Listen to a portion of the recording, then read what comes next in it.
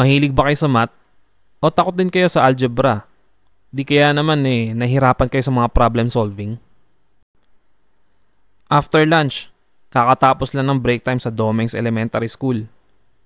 Ilang oras na lang ay mag-uuwian na ang mga grade 4 students. Math subject na. Pumasok na yung teacher sa math. Good afternoon, class. Today, multiplication table tayo. Tomorrow, meron tayong recitation. Isa-isa magre-recite sa unahan. Wika ng guro. Na tila ba parang kating-kati ng magtawag ng estudyante. Mabilis ang tibok ng puso ni Gudo dahil sa sobrang kaba. Habang nagle-lecture ang kanilang math teacher, tila ba walang pumapasok sa kanyang utak kundi mga numero na sobrang dami na para siyang pinapaliguan ng mga numero. Sunod-sunod naman ang tanong ng kanilang guro tungkol sa multiplication table. 4 times 9, 9 times 9, 8 times 12. Mabilis naman nakakasagot ang buong klase. Parang excited pa sila sa recitation para bukas. Maliban na lang kay Gudo. Hala, grabe naman si ma'am. Hindi ko pa nga memorize yung table of 4.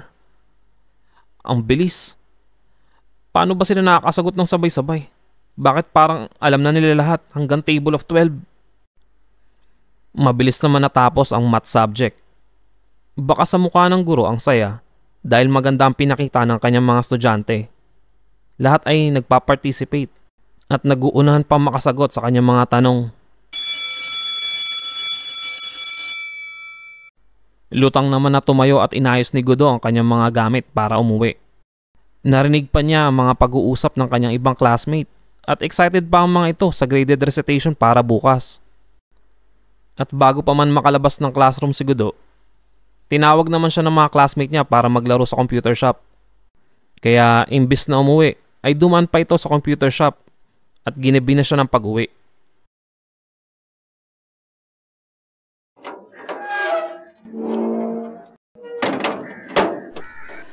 Ano ba naman yan, Gudo? Ba't gabi ka na umuwi?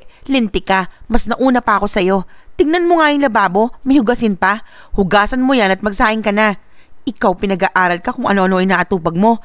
Nasaan na yung bag mo? Patingin nga ng notebook mo. Pag ako may nakitang assignment dito tapos kung san-san ka pa nagpupunta, tatamaan ka talaga sa akin. Isa-isa binuksan ng nanay ni Gudo ang mga notebook nito. Chinek niya kung meron bang mga homework.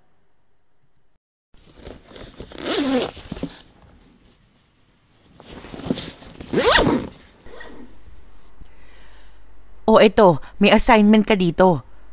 Isa pa, meron pa dito. Anak ng teteng, meron pang isa. Lintik kang bata ka. 7 homework mo, di ka pa agad umuwi ng bahay.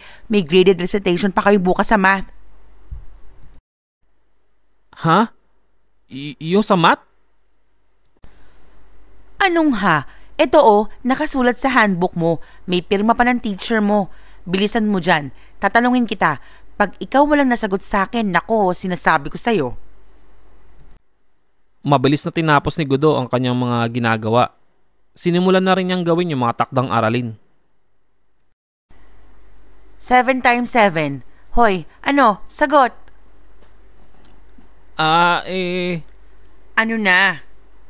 46, 47, 48. 49 po. 9 times 8. 9 times 8. 9 times 9, 81. 81 minus 9, 80, 79, 78, 73. Ano ba yung binubulong mo dyan, Gudo? 9 times 8. Ano ba? Opo ma, saglit lang. 73. Ay, punyemas ka. Ma, masakit. Kabisaduhin mo yan. Huwag kang matutulog hanggat hindi mo nakakabisado yung mga yan. Ma, ang dami nito. Paano ko ito makakabisado lahat ngayong gabi? Problema mo na yan.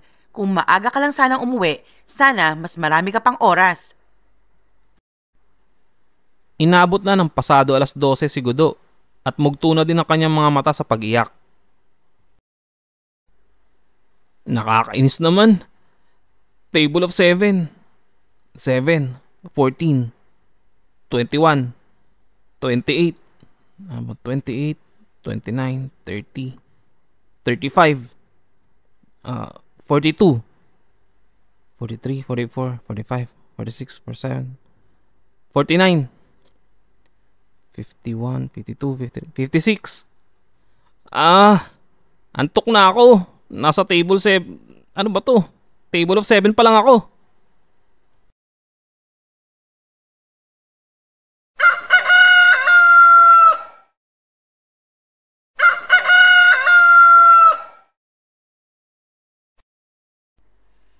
Gudo, gising na.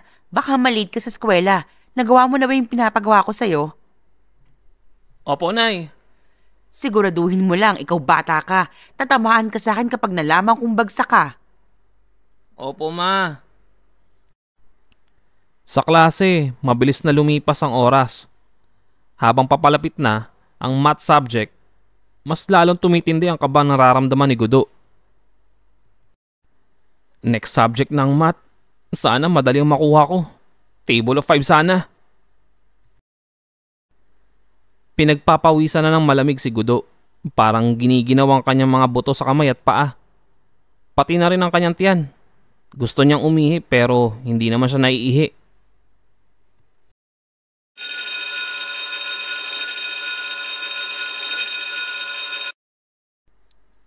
Dumating na ang math teacher. Tahimik na ang lahat dahil nag-check ito ng attendance. Okay class, recitation na tayo para matapos natin lahat ngayong araw.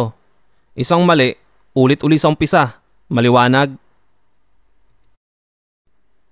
Seryoso na ang mukha ng guro. Nilabas nito ang kanyang grading notebook at nagsimulang magtawag. Pumunta naman sa harap ang unang estudyanteng napili ng guro. Naglabas pa to ng box at bumulot ng malit na papel. Okay, table of 11, Miss Makaraig. Tila nabunutan ng tinig ang estudyante. Nakangiti ito at mabilis niyang ni-recite ang table of 11. Muling tumingin sa kanyang class record ang guro. Mr. Godofredo. Dahang-dahang tumayo si Gudo at nagpunta sa harapan. Muling bumunot ang teacher sa maliit na box at nagwika. Table of 8, Gudo. Table of 12, 12 times 1 equals 12. Godofredo, table of 8 tayo, hindi 12. Sorry po. 8 times 1 equals 8. 8 times 2 equals 16. 8 times 3 equals 24. 8 times 4, 25.